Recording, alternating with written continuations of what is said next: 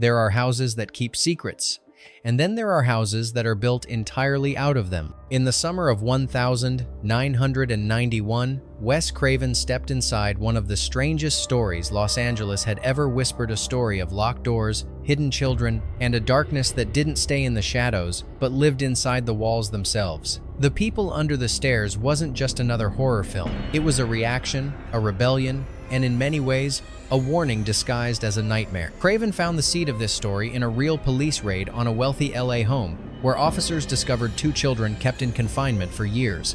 The case was buried quickly, overshadowed by the chaos of the era. But Craven didn't forget it. He twisted it, expanded it, and turned it into a grotesque fairy tale about wealth hoarders, systemic cruelty, and the monstrous things people justify behind locked doors. Every frame of the film pulses with that tension, the feeling that the house isn't just dangerous, it's alive, and it's watching. But beneath the screaming walls and cannibalistic corridors hides an entire network of secrets most viewers never realized existed.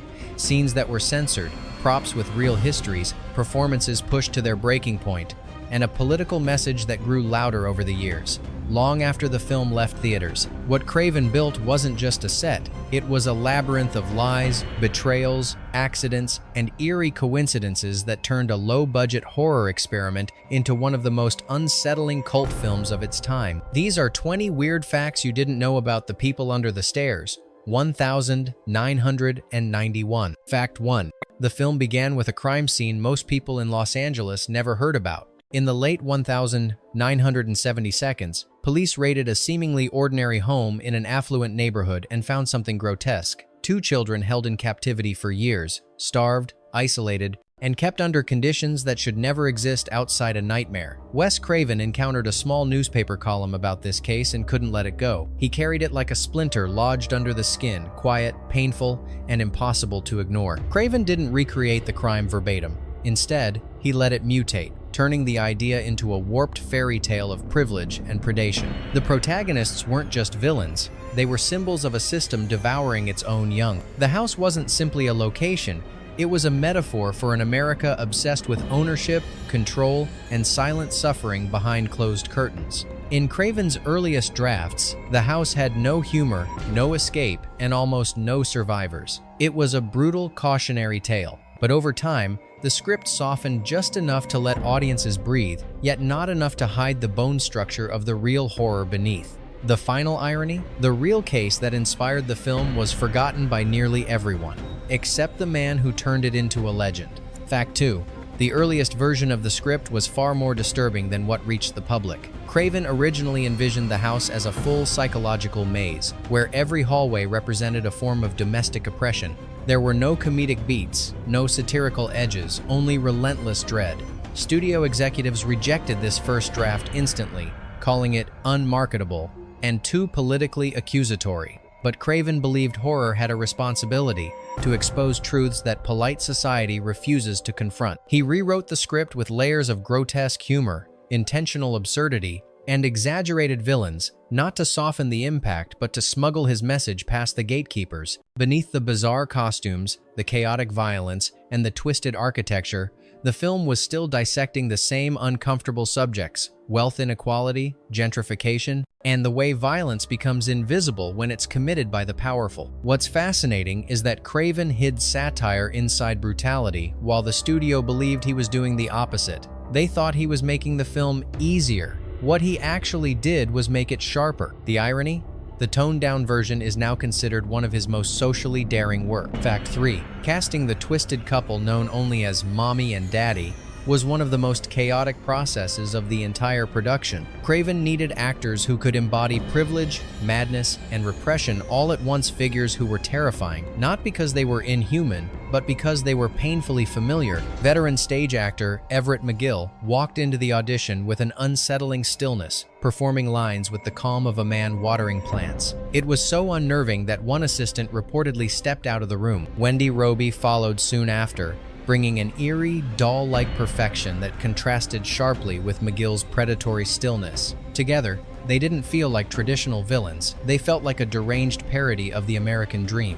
Craven immediately rewrote several scenes to exaggerate their married but not married dynamic, pulling inspiration from real upper-class couples who hid dysfunction behind curated smiles. What the audience didn't know was that the duo rehearsed privately to create an unspoken rhythm of menace. Small glances, unfinished sentences, synchronized movements. Their monstrosity wasn't in their violence, it was in how comfortable they were performing it, and that comfort is what made them unforgettable. Fact 4. The role of fool, the young hero trapped inside the house, required a child actor who could carry fear, humor, and resilience without ever appearing overwhelmed. Brandon Adams had already impressed audiences in The Mighty Ducks and Moonwalker, but nothing in his previous work compared to the psychological terrain of The People Under the Stairs. Craven didn't want a child victim. He wanted a survivor, someone whose innocence sharpened the film's cruelty. During auditions, Adams surprised everyone by reading his lines, not with terror, but with quiet defiance. Instead of shrinking before the house, he looked like a kid who had grown up navigating danger. Craven later said this was the moment he realized Fool had to be more than a witness. He had to be the moral spine of the film. But casting a child came with new complications. The production had to carefully rework scenes to ensure Adams wasn't exposed to the full brutality of what the camera implied. Some sequences were shot with stand-ins, others were filmed in fragments, so Adams would never see the complete context. Even the monstrous figures in the basement were introduced to him gradually to avoid trauma. But here's the twist. Adams turned out to be the calmest person on set, often comforting adult actors who were shaken by the intensity of certain moments. In a film built on fear, the youngest actor became its anchor of strength. Fact 5. The character of Roach, the mute, feral boy who survived inside the walls, became one of the strongest symbols of rebellion in Craven's film. But casting Roach was an ordeal. Craven interviewed more than 40 actors, none capturing the strange duality he wanted. A figure both tragic and strangely joyful, traumatized yet mischievous, feral but somehow still hopeful. Then Sean Whalen arrived.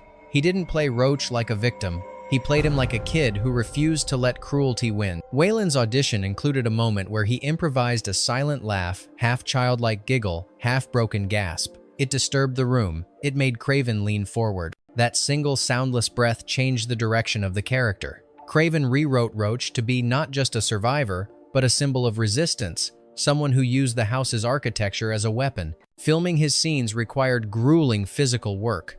Whalen crawled through narrow wooden shafts for hours, sometimes enduring temperatures that climbed above 100 degrees. In one shot, he emerged too quickly and slammed his head against a beam, leaving a scar he still has. Yet Whalen insisted on doing most of his own stunts, claiming Roach's freedom had to feel earned. The irony? The character who barely spoke ended up being the beating heart of the film. Fact 6. The basement children, pale, skeletal, and seemingly half feral, became one of the most haunting images in early 90 seconds horror. But creating them was not as simple as applying makeup. Craven didn't want generic monsters. He wanted them to look like real children whose humanity had been slowly stripped away. To achieve this, the makeup team studied medical cases of long-term sensory deprivation, malnutrition, and light starvation.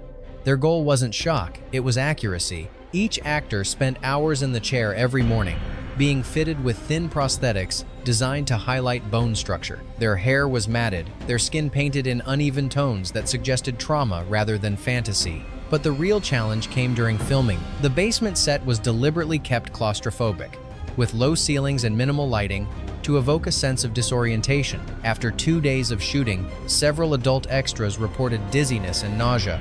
One even fainted. Craven adjusted the schedule but refused to brighten the set. The basement had to feel oppressive for the camera to capture its truth. The children moved in slow, synchronized motions, a detail Craven borrowed from hospital case studies, showing how isolated kids often mimic each other for comfort. Viewers assumed these movements were exaggerated for horror. They weren't. The unsettling realism is precisely why the scene is still remembered decades later. Fact 7.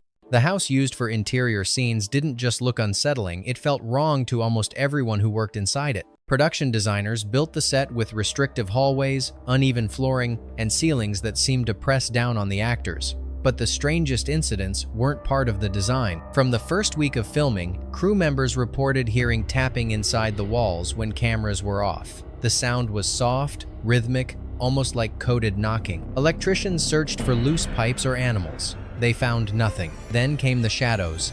Several actors claimed to see movement in the corners of their vision, particularly near the staircase where Mommy's discipline scenes take place. Sean Whalen, who played Roach, later admitted he avoided the set alone, convinced something was watching from the dark spaces between the boards. Craven, amused but concerned, brought in additional lighting technicians to verify structural safety. They confirmed the house was stable, yet no one could explain why equipment vibrated during certain takes without any external cause. To ease tension, Craven joked that the house was method acting, but privately, he believed the atmosphere was fueling the cast's performances. He never dispelled the rumors.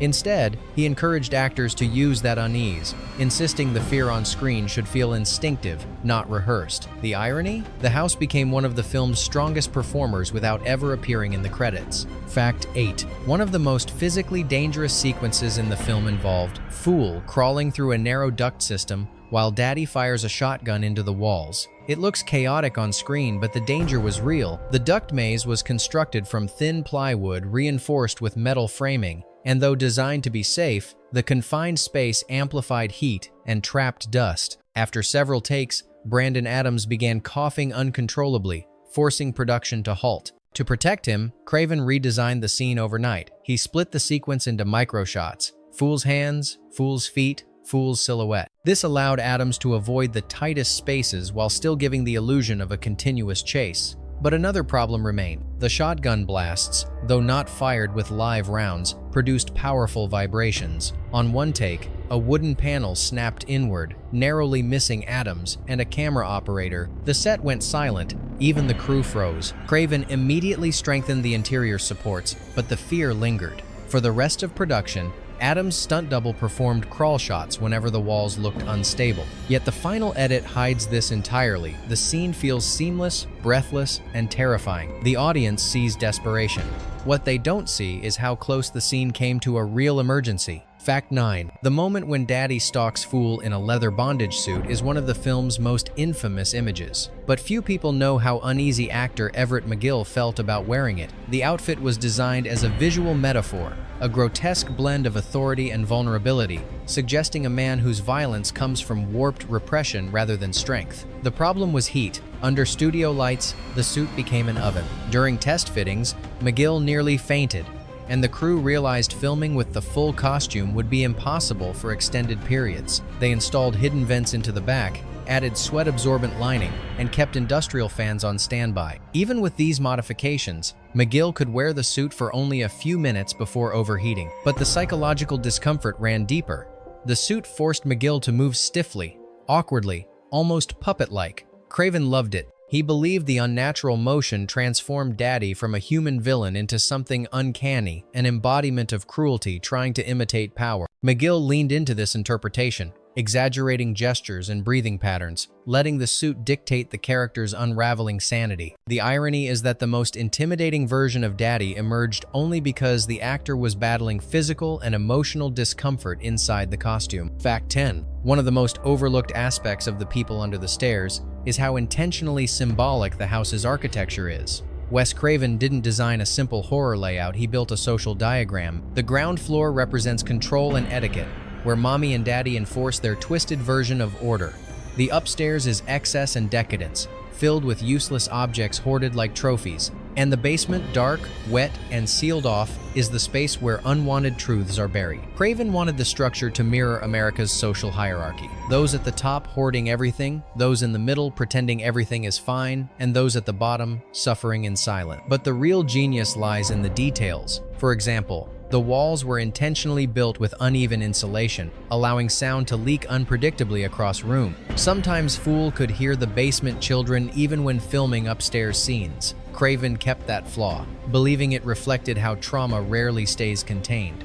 Light fixtures were positioned to cast long, warped shadows, visually suggesting a world where morality had been stretched beyond recognition. Even more unsettling is that Craven insisted on filming certain scenes without musical score, letting the natural creaks and groans of the set deliver the tension. those sounds were real. No sound designer added them later. The house wasn't just a setting, it was a confession about the rot beneath the American facade. And the scariest part is how familiar it feels. Fact 11. One of the most controversial scenes removed from the international release involved a silent moment in the basement where the feral children gather around Fool. Originally, the scene lingered on their faces for several seconds, too long for comfort. Their expressions weren't monstrous, they were heartbreakingly human. It made audiences in early test screenings visibly uncomfortable, not because it was frightening, but because it forced them to confront the idea that these children were victims before they were creatures. Universal feared the scene cut too close to real cases of child neglect and captivity that were haunting the news at the time.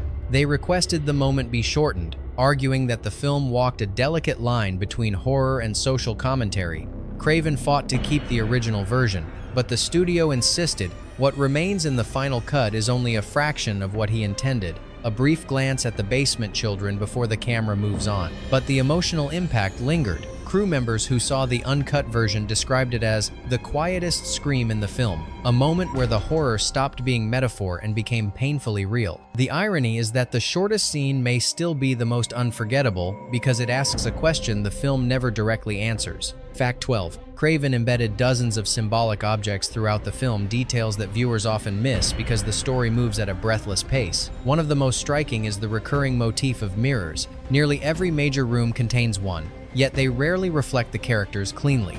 Distorted angles, cracked edges, and warped frames suggest a home where identity has been fractured beyond repair. Mommy frequently stares into mirrors, adjusting her appearance with tense precision. Craven intended this as commentary.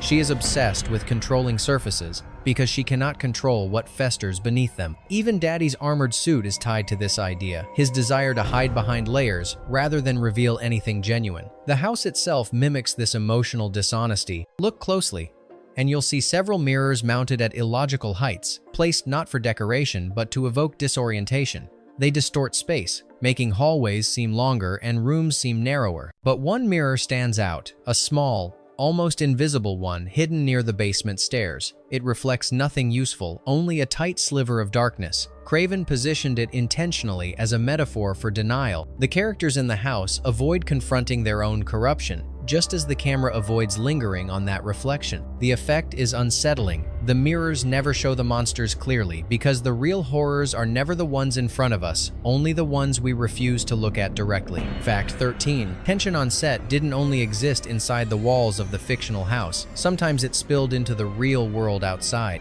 The production filmed in a quiet residential area, and the constant late-night noise, distorted screams, and unsettling props frequently alarmed the neighbors. Several residents complained that the exterior dressing, barred windows, rusted metal scraps, and boarded-up doors made the block look like a crime scene. One neighbor even called the police after seeing actors in makeup wandering the yard between takes. But the most serious incident happened when a delivery driver approached the set and panicked after seeing the basement children through an open door. He mistook them for real victims and reported what he thought was an active abuse situation.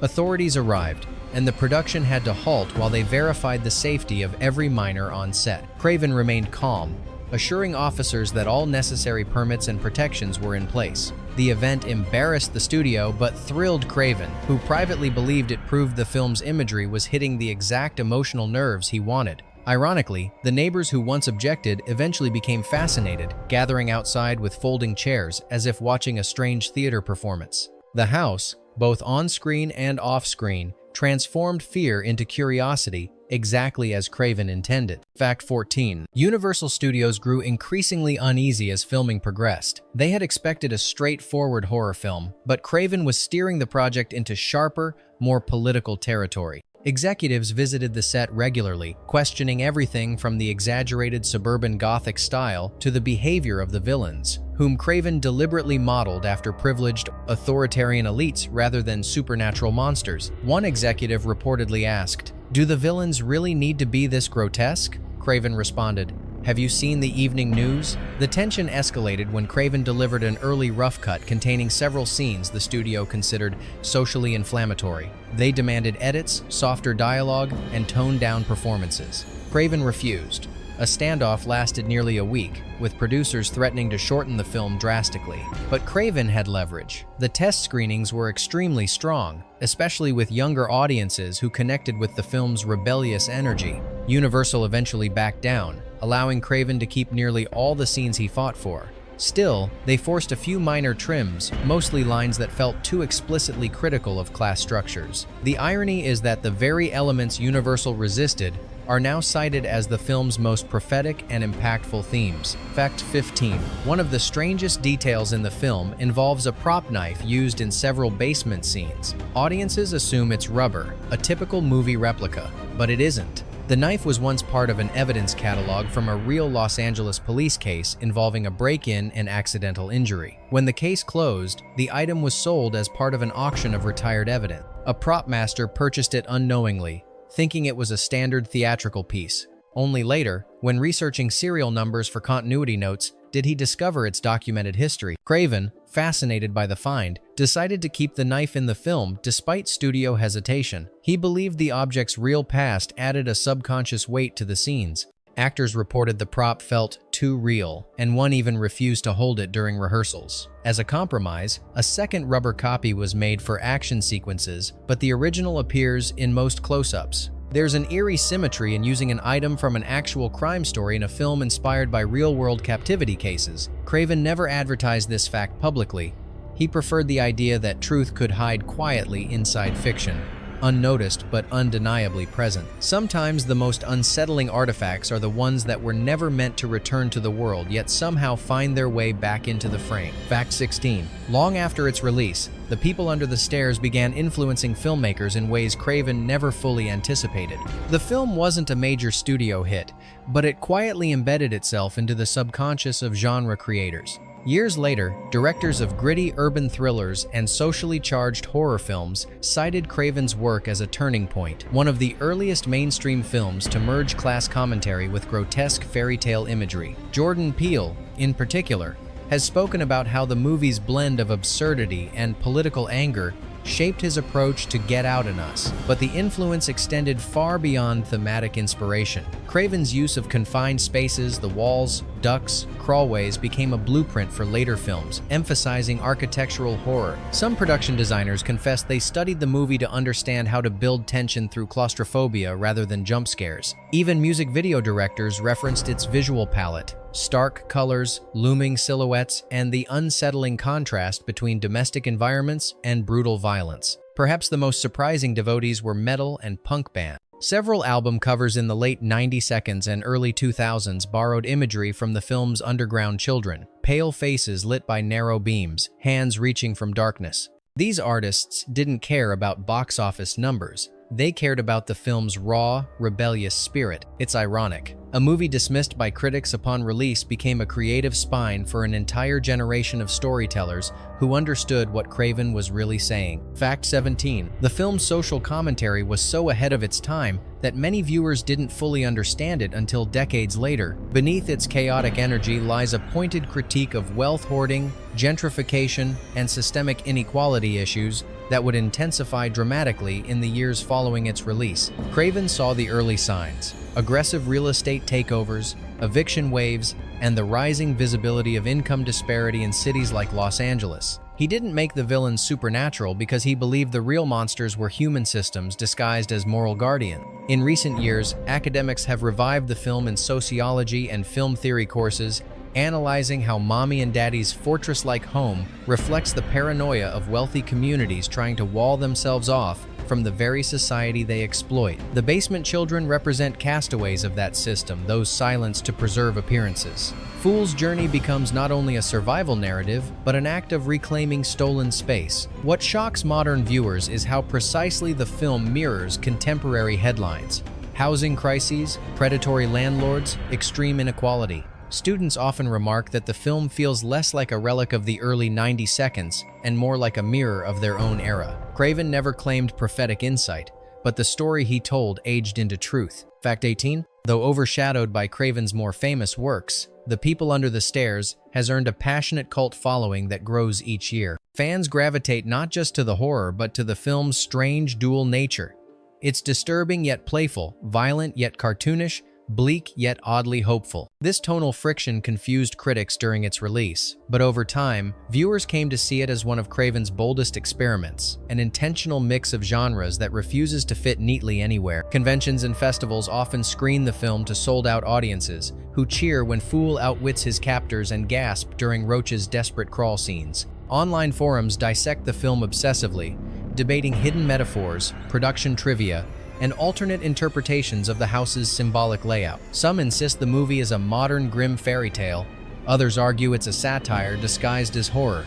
The truth is, it's both. The cult status also revived interest in the film's original shooting locations. Fans visit the exterior of the house, leaving small symbolic tokens, keys, flashlights, even fake gold coins as tributes to Fool's victory. Homeowners have accepted their property's unexpected fame, noting that enthusiasts treat it like a pilgrimage site. The irony is striking.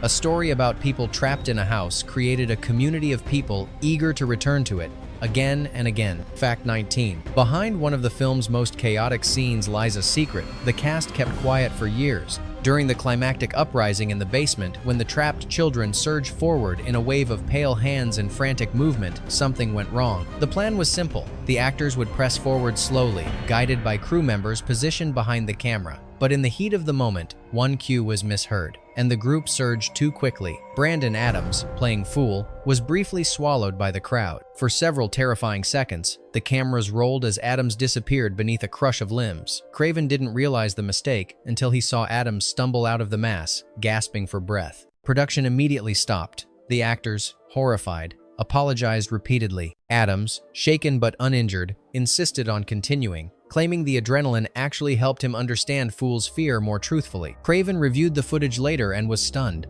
The raw panic on Adams' face, not terror, but shock, was unlike anything scripted. Although he didn't use that exact take, he restructured the scene to capture the same frantic energy. The moment became a turning point in the film, the exact instant when fear turns into revolt. The irony is brutal.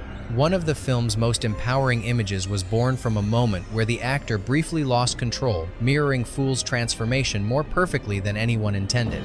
Fact 20. The film's final explosion, the destruction of the house, was meant to symbolize the collapse of an oppressive system, but pulling it off was a logistical nightmare. The production couldn't destroy a real house, so they built a scale model with meticulous detail, cracked shingles, warped windows, and even miniature versions of the bizarre household decor. The explosion required perfect timing between pyrotechnics, wind machines, and multiple high-speed cameras. They had one chance to get it right.